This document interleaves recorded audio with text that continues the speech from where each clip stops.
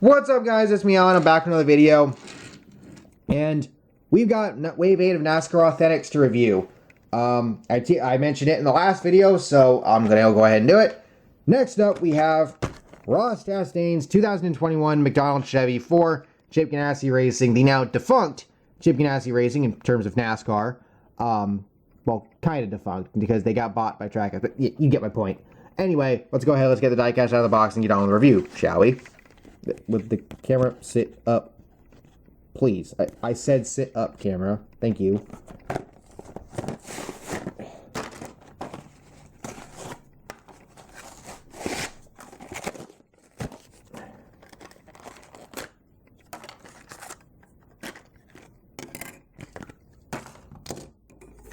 There's the hood with the golden arches, of course.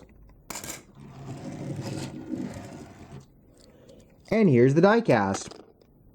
Relatively simple in paint scheme, but, you know, is what it is.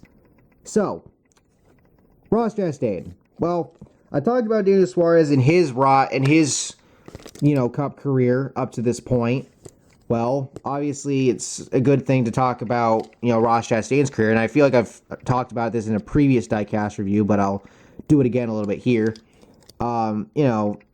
He's had a hell of a ride up to this point. Of course, he's going to be going into next year, and that 42 is crooked. But he'll be going into next season being teammates with Daniel Suarez over at Trackhouse after racing this season with Chip Ganassi, which Trackhouse bought. But obviously, if you know Ross Chastain, you know his story. Watermelon farmer, gets into NASCAR. And then Really, he came on the scene, I would say. Like, he had done his time in trucks, had some time in Xfinity, but if I'm being honest, I didn't know who the fuck this guy was until a couple of years ago, back when he was racing for Chip Ganassi in the Xfinity series, running, the DC Solar paint scheme, and getting the win, getting that win that one time, and, getting sort of propelled into that spotlight as this up-and-comer, and then DC Solar happened, and that fucked everything up. But in the end, the dude ended up landing on his feet. Obviously, he ran Ryan Newman's car for the 3 races prior to the COVID break last year, after Newman's wreck at Daytona. And then, while I believe also still running the Xfinity series, and he was still, with Colleague and whatnot. Then he moves up to Chip Ganassi this past year, and to be quite honest with you, he did pretty well for himself. I don't think Chastain has necessarily escaped the whole Crash Stain nickname that a lot of fans give him, and it's honestly kind of sad because he is a pretty fast driver when you give him the right equipment. He showed that with the Colleague team, in Xfinity, even though he didn't get a win, but, I mean, that shit happens. But, like, oh, okay, I thought that was loose, but it's not. But he had his moments last year where, his instance, I think there was one with Kyle Busch at, I believe, Phoenix that was a little bit notable, but he also had some really damn good runs. The first Pocono race of the doubleheader, when I got home from work that day, if I remember correctly, he was leading and Bubba Wallace was like in the top 5 or 10. And I'm like, oh my God, Ross Chastain's leading. And then we all know what happened. His car ended up getting wrecked later on, which sucked. But yeah, Nashville, when Kyle Larson dominated that race, if I'm not mistaken, I believe Chastain finished with a top 5. I think either second or third. And then Darlington, he was third when Kyle Larson was running Denny Hamlin down.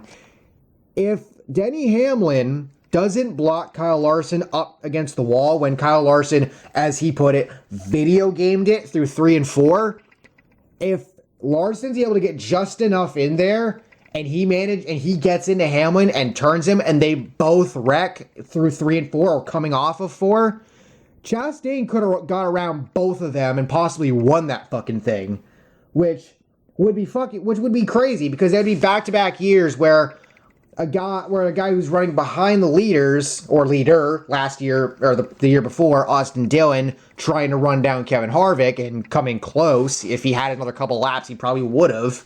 But having that guy right there that, you know, doesn't win all that often, or in Chastain's case, hasn't gotten a win in the Cup Series yet, but he's running up close to that battle.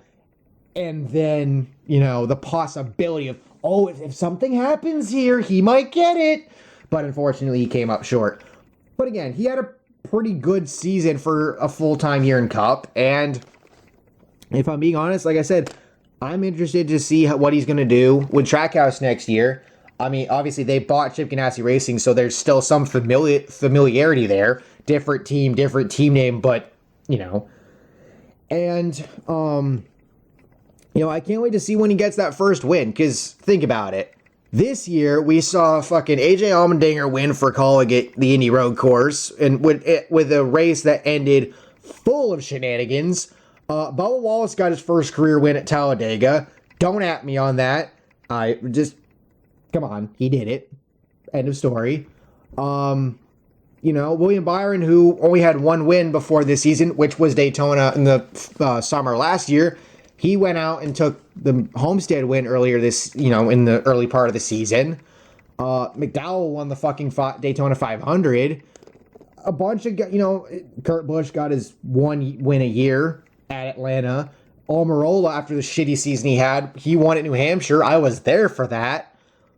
You know, it's like a bunch of guys kind of broke through to get wins last year, especially considering the fact that we, aside from Larson, we really didn't have anybody that dominated the whole season in terms of the win column like we had the year before with Hamlin and Harvick, and a little bit of Elliott. But guys like Chastain, Tyler Reddick, Suarez, they're right there. They're right on the cusp of getting that first Cup win. It's gonna happen at some point, and I can't fucking wait for when it does. But yeah, so with all of that being said, really clean diecast. Like I said at the intro, simple, not a ton going on except for a whole lot of golden arches, and really the only issue that I can find is that this 42 on the passenger side is a little bit high and a little bit crooked, but aside from that, no real issues. So with all that said, please make sure to drop a like, subscribe. Make sure to use code ANJJ for free shipping on orders of $20 or more at Circle B Diecast. Shout out to my buddy Ninja Chris, who found the liquid colored version of this diecast. You lucky son of a bitch. I haven't found a fucking liquid colored diecast at my Walmart since like wave 1 or 2. Like, holy shit. And anyway, I'll catch y'all next time. Peace.